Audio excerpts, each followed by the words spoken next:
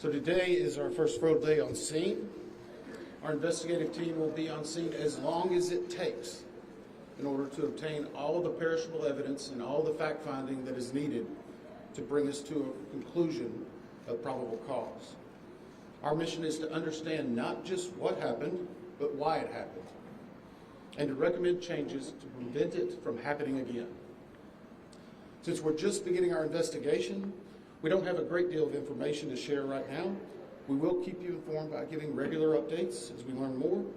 Our intention is to have a preliminary report within 30 days, and the final report will be issued once we've completed all of our fact-finding and investigation. Now, we will not be determining the probable cause of the accident while we are here on scene, nor will we speculate about what may have caused this accident. Today, we will be going and having an organizational meeting and establishing our parties to our investigation.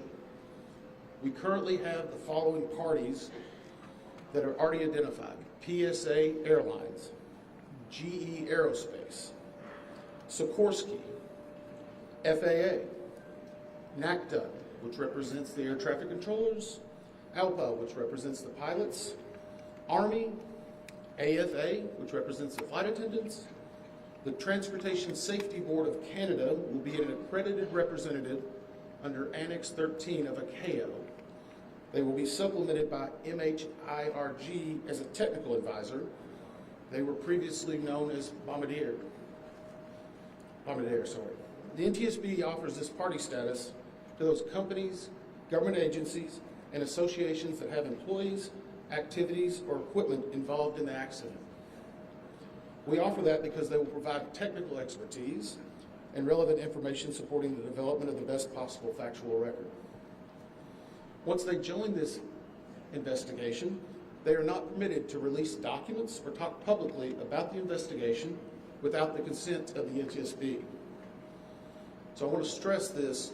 It is only the NTSB that will provide information related to this investigation, with one exception. Regarding the fatalities that occurred, that notification will be handled by the DC medical examiner. We will not be discussing fatalities or names. That will be handled by them as the proper authority. So we want to talk a little bit about our process.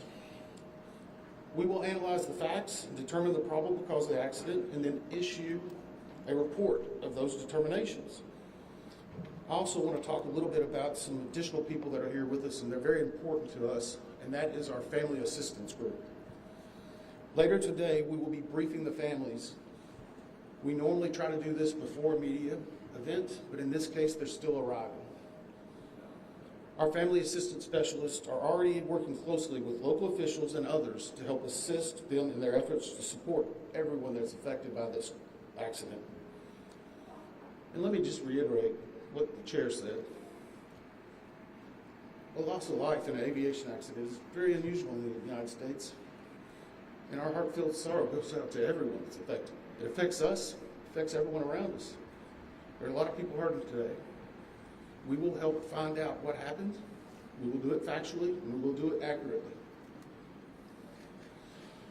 As part of this, we're going to be standing up some specific working groups. Those working groups will be operations.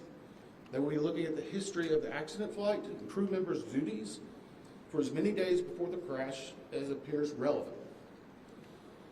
We'll be forming a structures group, which will be the documentation of the airframe wreckage and the accident scene, including calculation of impact angles to help determine the plane's pre-impact course and altitude.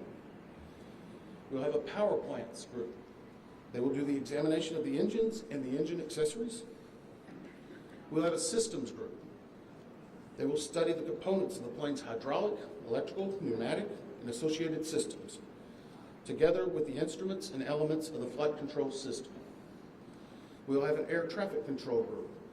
They will do reconstruction and review of air traffic control systems provided to and including acquisition of pertinent flight track surveillance information, what you might typically think of as radar or ADS-B, along with controller pilot communications. We will also have a survival factors group. They will be doing the documentation of impact, forces and injuries, community emergency planning, and all crash and fire rescue efforts.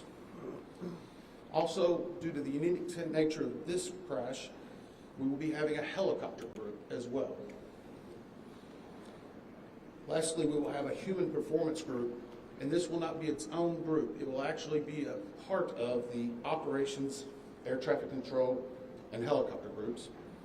They will study the crew performance and all before the accident factors that might be involved in human error, including fatigue, medication, medical histories, training, workload, equipment design, and work environment.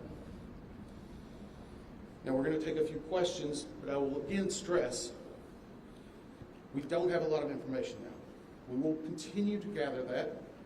We will try to release it as we can, but we will only talk about the facts of the case that we know right now.